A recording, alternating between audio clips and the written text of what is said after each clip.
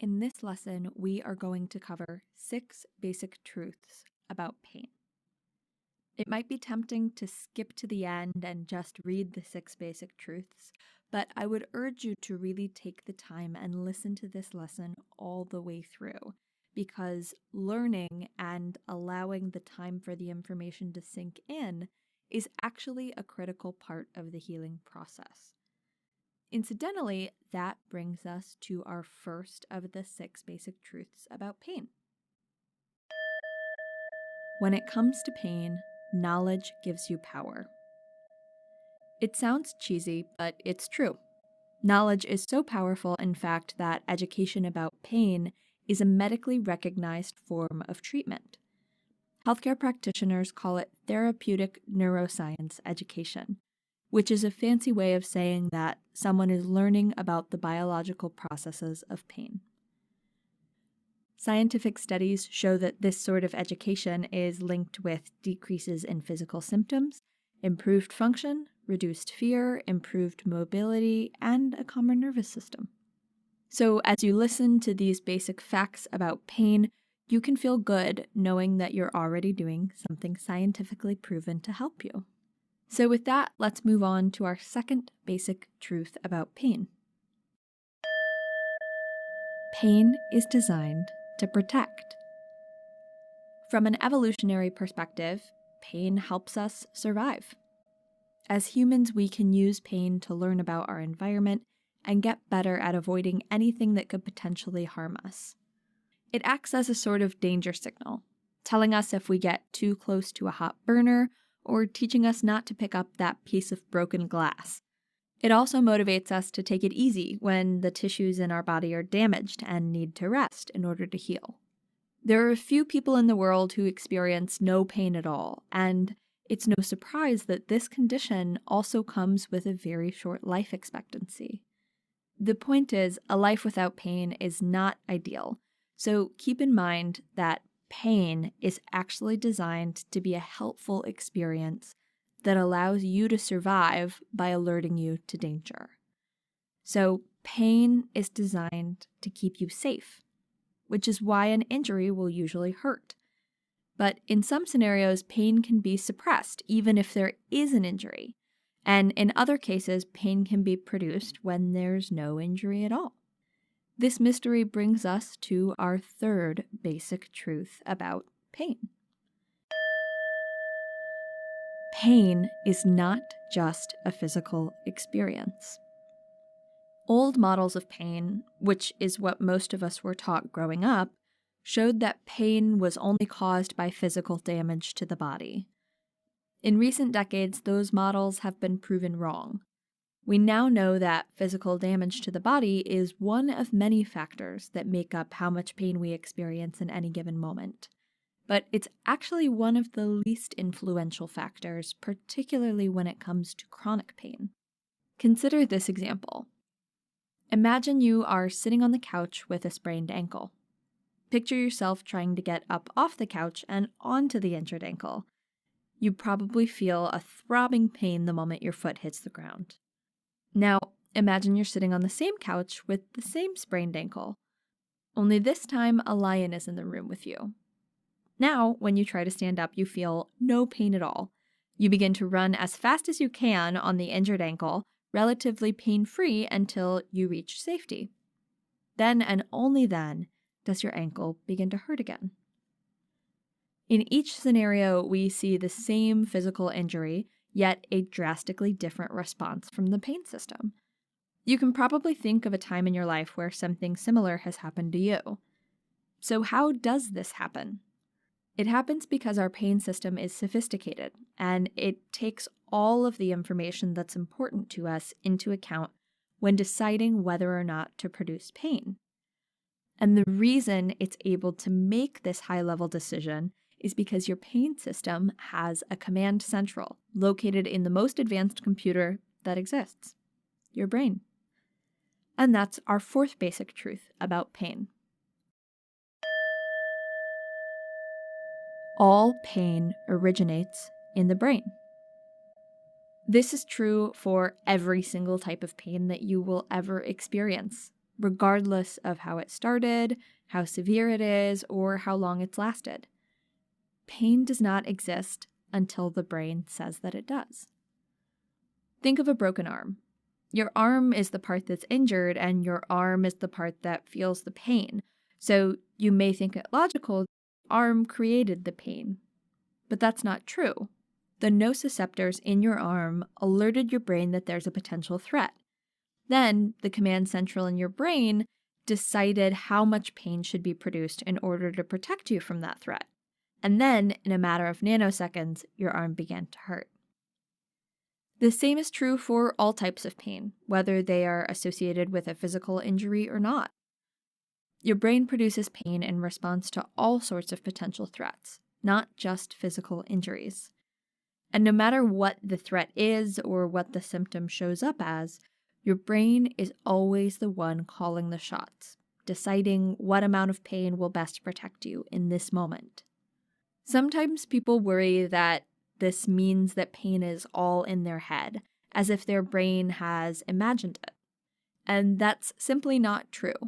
All pain is equally real, and all of it is created in the brain.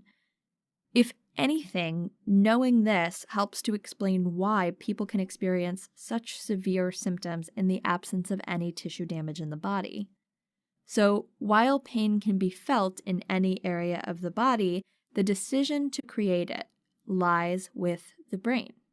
And understanding that fact is critical to reducing your pain symptoms, because once we understand how the brain makes that decision, we can start to influence the outcome. This brings us to our fifth basic truth about pain. Pain is an opinion, not a fact. Specifically, it's your brain's opinion of how much pain you should be experiencing in that moment in order to survive and be protected. Your brain reaches this opinion by answering a whole series of questions. It doesn't just assess whether or not there's tissue damage and create pain based on that information alone. It looks at whether you're able to focus on this pain or not, how afraid you are of pain in general, how well equipped your body is to heal itself, what it might cost you in your life to deal with this pain right now, and more. We'll cover these factors more in depth in another lesson, but for now, just remember that pain is your brain's opinion, and that opinion does not always reflect reality. Your brain can decide that you need to be protected when you don't. Your brain can decide that you are in grave danger when you're not. As we saw in our lion example earlier, the brain can also decide that even though there is damage to the body, creating pain isn't the best survival strategy. So your brain is always making these judgment calls on what it thinks you need to pay attention to. I asked Dr. Tor Wager, director of the Cognitive and Affective Neuroscience Lab at CU Boulder, to give a real-life example of this. Here's what he had to say. A good friend of my brother's, who's really quite a good rock climber, and he was up with his friend climbing one day, and he's belaying the friend, which means he's holding the rope to catch his friend if he falls, who's above him. And so the climber gets just about to the top of the climb and then slips and falls. And he slipped and fell just at a moment when they were changing over the ropes, and he didn't have his hands on the rope, the belayer, right? So the rope is just free spinning and the guy's free falling, off the cliff. And this guy, Justin, grabs the rope and catches it and stops the rope. And what you have to realize is these ropes are made of nylon and there's incredible friction. So you can't really just grab a rope, and stop it. But he did, and he caught him and he felt no pain. And then he looked down at his hands and the rope had burned all the way through to the bone. So he still got the scars. And then it started to hurt later. Yes. But in those first moments, he felt no pain.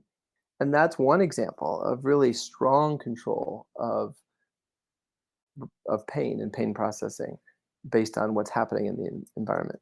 Does that have anything to do with adrenaline, or is that kind of like an urban myth? I've always heard of these stories of, people lifting cars in extreme situations and it linking back to adrenaline in some way. Is that involved, or is that just like an urban legend?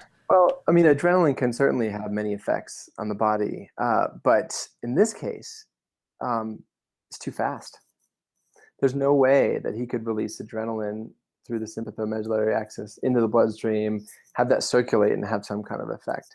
So, what's likely, if we borrow from animal neuroscience research, the brainstem, which is the most ancient part of the brain, the oldest part of the brain, has basic circuits that regulate your heart rate, your blood pressure, how much your blood vessels dilate, whether you feel nauseous, whether you breathe, when you breathe in and out, and pain, at least the pain that's coming up from your spinal cord. So there's a part of that brainstem that sends projections back down to the spinal cord that can amplify pain or decrease it, and sometimes very dramatically. And that may contain some of the clues as to what happens with chronic pain. Because in some models, there's a number of rodent models of chronic pain, but in some of those models, they can do a partial nerve injury and create a pain state, a chronic pain state in an animal. And even after the original injury is healed, the animal will show pain behavior. They seem to be in pain. And in some cases at least, this is because that part of the brainstem is turning pain on all the time. It's facilitating pain. If you look at that system and where that is in humans and what that connects to, something that we've been writing about for quite a while now is the idea that that system is integrated with the higher brain centers in your prefrontal cortex and your so-called reward system that have a lot to do with how you think about a situation. Where is your attention, but what does the signal coming in from your body mean to you? And it's that system. And what else is happening in the environment, right? What else do I need to respond to? So, yeah, so we have a lot to learn about that system, but I think that for many of us, much of the time, it has a lot to do with how you interpret those pain signals and what they mean for you. What Dr. Wager said is true. The experience of pain you end up having has a lot to do with how your brain interprets those signals and what they mean for you. This leads us to our sixth and final basic truth about pain.